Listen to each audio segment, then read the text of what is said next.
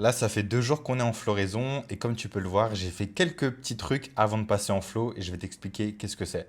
Alors, la première chose que j'ai fait, c'est un nom un petit peu barbare, ça s'appelle la défoliation. Alors, en fait, la défoliation, c'est quoi? C'est tout simple, c'est le fait de couper les feuilles. Pourquoi j'ai coupé des feuilles? Parce que mes plantes, elles étaient assez touffues. Et lorsqu'on passe en floraison, les plantes, elles peuvent faire du x2, voire du x3. Et du coup, forcément, on va se retrouver avec énormément de feuilles. Donc, si on arrive à en enlever avant le passage en flot, c'est pas mal. La deuxième raison, forcément, c'est une meilleure pénétration de l'air et de la lumière. Comme vous le savez, ce qui fait le rendement dans le cannabis, c'est vraiment l'air et la lumière.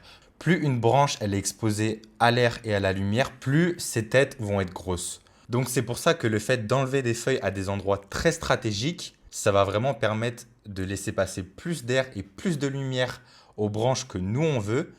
Et forcément, s'il y a plus d'air et de lumière, on aura un meilleur rendement. J'ai également fait une autre technique qui s'appelle le lollipopping.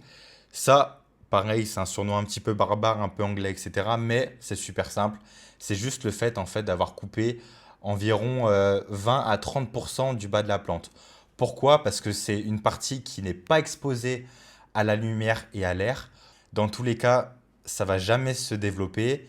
La plante va utiliser de l'énergie pour faire pousser ses branches et ses feuilles qui au final ne vont jamais se développer. Donc autant les couper, de toute façon elles vont servir à rien. Et toute l'énergie, elle va être redirigée vers les feuilles du haut. Donc voilà, c'est vraiment les deux choses que j'ai fait avant de passer en floraison.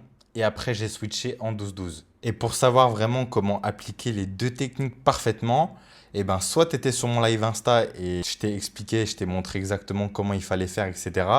Et malheureusement, si tu as raté mon live Insta, bah, soit tu t'abonnes pour les prochains tutos, soit je te conseille de réserver directement avec moi un coaching privé où je vais pouvoir vraiment t'expliquer toutes mes techniques, toutes les astuces secrètes que j'utilise afin d'avoir des magnifiques plantes.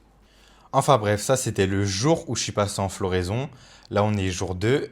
Et ce que j'ai fait, c'est que j'ai fait une réinitialisation du substrat. Avec n'importe quel type d'engrais, vous allez avoir des sels qui s'accumulent dans votre substrat. Vous allez avoir peut-être des pathogènes, des bactéries.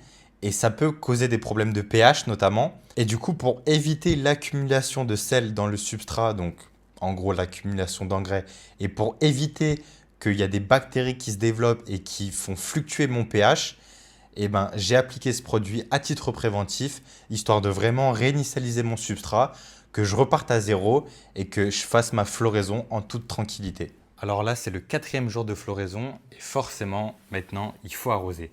Donc, comme précédemment, je vous ai dit que j'avais fait une réinitialisation du substrat, et bien là, on va continuer à appliquer la dose d'engrais qu'il faut. Donc la petite chose à savoir quand même, c'est qu'il faut augmenter la dose d'engrais. Pourquoi? Parce qu'on est en phase de stretch.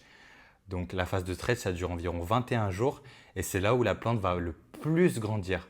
Et donc forcément, vu qu'elle va beaucoup grandir, elle a besoin d'énormément de nutriments. Donc c'est pour ça qu'on va un peu augmenter notre C.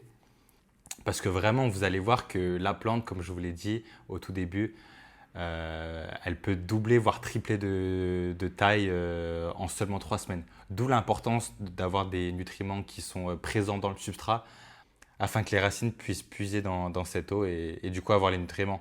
On est au 7e jour les gars et comme vous pouvez le voir, les plantes vraiment elles sont en train d'exploser en termes de croissance.